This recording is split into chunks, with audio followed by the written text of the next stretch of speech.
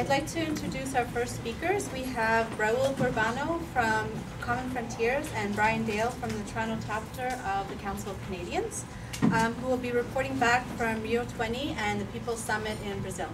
Thank you.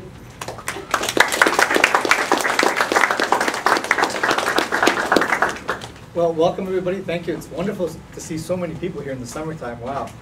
I was just in the People's Summit in Rio with Brian, and I'll kind of give a little report back in terms of what we saw, what we experienced. I have some images in the background. I'm not going to talk to them, but just to give a sense of, I guess, some of the things that I specifically partook in and what we did at the People's Summit.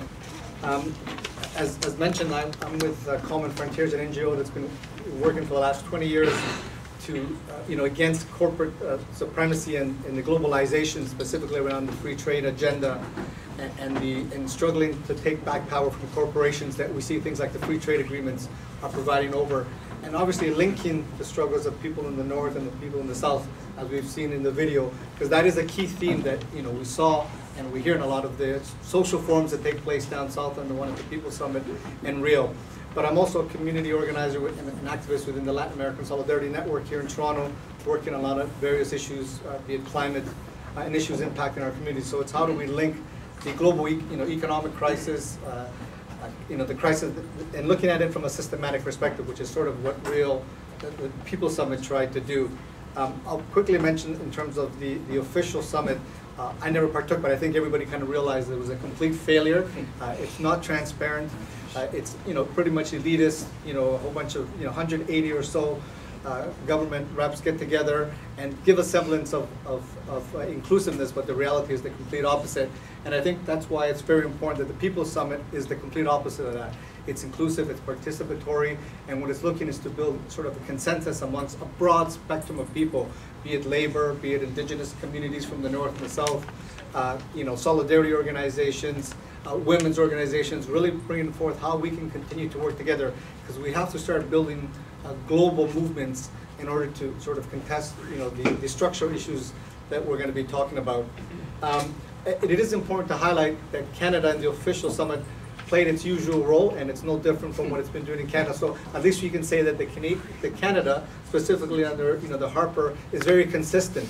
It's very nefarious in terms of what it tried to weaken in the official international component, as well as what it does here in Canada in terms of environmental legislation, trying to weaken environmental legislation. So Canada was key in ensuring there was no legally binding language in the official document that would have anything around human rights to water and sanitation, ensuring that there was nothing would be taken out in terms of that there was subsidies to fossil fuels, because we know that that's a key industry for Canada. It made sure that it dismantled any type of regulation that they would try to put in the official document around environmental legislation in the oil industry, for ocean biodiversity. So those are the key areas. Not just Canada, also some of the 77 other nations that partook, but Canada did play a lead role in ensuring that from a negotiating perspective that none of that was kind of taken into place. The significance of the cupola, as it's called officially, the Cupola de los Povos in Portuguese, or the summit that Brian and I attended, really is to look, since there is no action being, and there's no solutions coming from the governments of today, is how do we as mass society, be it different organizations and obviously coming with different issues, how do we work together? How do we build a common, I guess like a common front around some of these issues? And I think that was kind of the key component within the People's Summit. There was about 30,000 people that came from all over the world, and the interesting part is that people could partake online prior to. So there was some key focuses around plenaries, people getting together in small plenaries to discuss the issues. 5 key topics that they talked about. We're talking human rights, collective rights for social and environmental justice, defense of the commons against commodification, food sovereignty, energy and the extractive industries were a key component, and work for another economy, new paradigms. So the goal of this, and other people who have kind of studied this much better than I, kind of like Brian, kind of explained to me, sort of in a simple methodology that is really what you're doing is, let's look at the structural causes of these 5 areas, and then what are the false solutions that people are proposing for those, i.e. like the greed economy or the green economy, and then try to find what are alternatives and solutions that you can propose. And then the third step is how do we as a collective put together initiatives and projects that can come out of Rio to work on a local, continental, and global scale to address the issues that we're talking about. So that's kind of the key themes and areas that we work in from a People's Summit. The interesting part is that many forums, if many of you have been at the forums in the past, are pre-organized, but there's also many that are self-organized. So people come from different parts of the world to share their experience of resistance, of victories, of defeats, and how we can work together collectively moving forward. So that the forums give a sense of interaction, of interchanging of ideas, which are key in order to identify, because you'd meet one person in one community and they have the same issues that another person in Africa in a similar community is facing, whether it's against the extractive industry, the Canadian extractive industry, mining, or it could be against large development projects, for example, that the Brazilian government is putting together.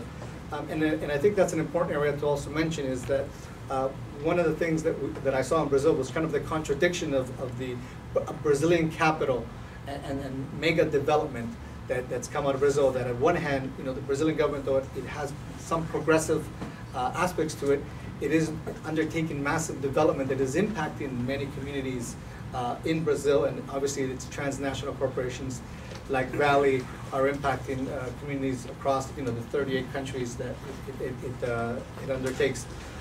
So that contradiction I was able to witness firsthand, because I visited a fishing community just outside of Brazil, in a small community called Sepetiba, where the Bandes Bank, which is the Brazilian Development Bank, which is 4 times the size in terms of budget than the World Bank. It's massive in terms of development in Brazil and across the region. I'm sure many of you have heard of the Tipnis road that's being built in Bolivia.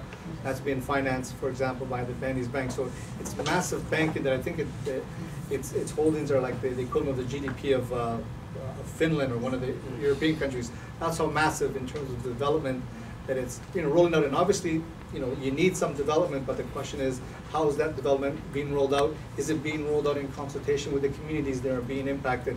So this fishing community that we went to was being displaced by a massive pier that is being built by a conjunction of 2 companies, I think a German company and also Vale, where they're building a pier in order to be able to export the iron ore that's being taken out of the ground in Brazil to the market, so to the Asian market. So it's not even for local consumption. We're talking for export. And this is the kind of issue where the community was, promised that they would, that this would bring jobs for the community. A community of 8,000 fishermen and women now are down to less than 1,000 people. They were able in the past to fish approximately, what was it, 8,000. Sorry, they're under a pound in terms of how much they can fish. A few years back, it was completely different. They were doing a lot more. So basically, their livelihood is being impacted, and the question is just how these people are trying to struggle against this community. And 2 days after we left, we went and visited. They kind of took us around and showed us 2 members of the it's called Almar, Association of Men of the Sea, were found murdered, coincidentally, after they had been taking people on these tours, people that were coming from other parts of the world to see the impact of their community. The association has said that from their perspective, it's linked to obviously the corporation that's trying to get them off their area, so you can continue with massive development. So this is kind of the impact that we're talking about, and the duality of the discourse that we see from even progressive governments that are helping from a political perspective in the region. That wasn't the only controversy that we came across at the summit. It was also more at the beginning when one activist from Mozambique was coming. His visa was actually denied because he was going to partake in one of the conferences where was denouncing Vale and some of the impacts it was having in his community. So it was ironic that he was one of the only individuals that his visa was denied for entry. He was subsequently allowed to enter, but it did cause a lot of issues in terms of activists coming in to try to, I guess, denounce local transnational corporations, obviously Brazilian capital.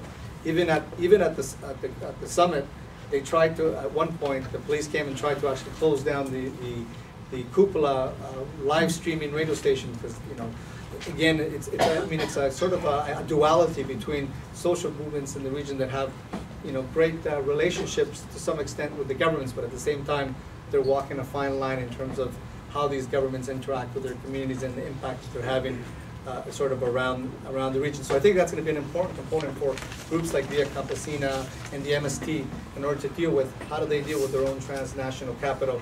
You can't always be looking at American and Canadian only. You kind of also have to look at the capital within your area, within your city. One other things that we were doing in terms of linking the struggles between students and workers. So I partook in one of the marches where the steel workers, and we had there was miners from Sudbury here in Canada who had been struggling against Valley, were marching together with Via Campesina and people impacted by Valley from across the world. And I guess one of the moments that probably sticks in my mind the most was when one of the miners was up there saying, our struggles are your struggles, and obviously in Canada, workers have different struggles in terms of what we have in Brazil, but the key is linking those struggles, and that really resonated with a lot of people, especially the Via Campesina folks and the people who have been struggling against the different impacts of Brazilian Valley in their country, and that's the kind of sort of solidarity that that's being built within these sort of social forums. The other important component was the student movement. I was there with, I guess, a large contingency of Quebecois folks, predominantly students, predominantly labor, and civil society. And one of the acts that we partook in was, there was a protest in front of a hotel where Jean Charest was. Jean Charest was also at the summit to sort of extol the virtues of Plan North here in Canada. And members of class and other students were there protesting. And the most interesting part is that a group of Brazilian students who are also on strike in Brazil because they're fighting to maintain their system of free education and how to sort of stop the cuts that take place.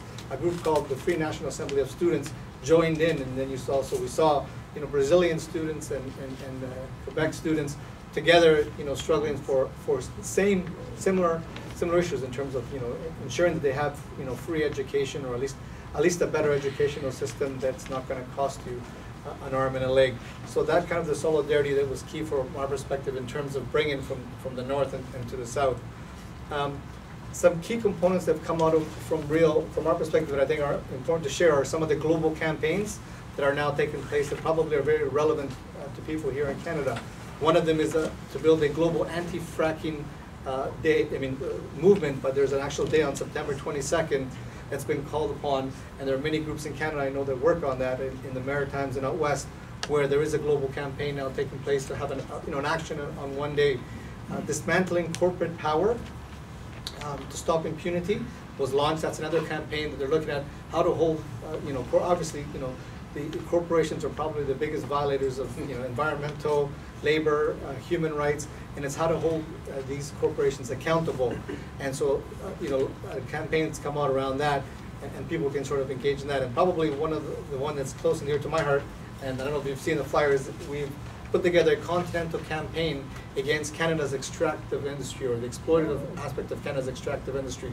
And this is a continental campaign that we really probably wouldn't be able to do unless we were, in terms of the support and the networks that we're getting from there. So right now we have 70 organizations who have signed on, and we have 30 actions taking place across the Americas on August 1st, all consecutive and all coordinated, and predominantly they're targeting Canadian extractive industries. So whether it be the head offices of the the offices of the corporations, whether it be the embassies in those countries, sort of sending a message to Canada's exploitative extractive industry in those regions. And this is being organized, in conjunction with a broad sector of people: labor, miners themselves, campesinos, indigenous, students, a solidarity organization. So sort of this sort of broad spectrum of groups that we see that are coming together, because the only way that we're able to defeat sort of the onslaught of the conservative agenda is through a common cause, or a united front. And that was, again, what kept resonating from me from the cupola. An important component for me that I, in some of the plenaries that came out when we were talking about, climate justice and the struggles for that, is that these are political issues that we're talking about. So the climate crisis, the the economic crisis, the unemployment crisis, the austerity crisis. These are political issues, and we have to deal with them together. They're linked, they're not separate, and as everybody's been talking, we kind of have to link these.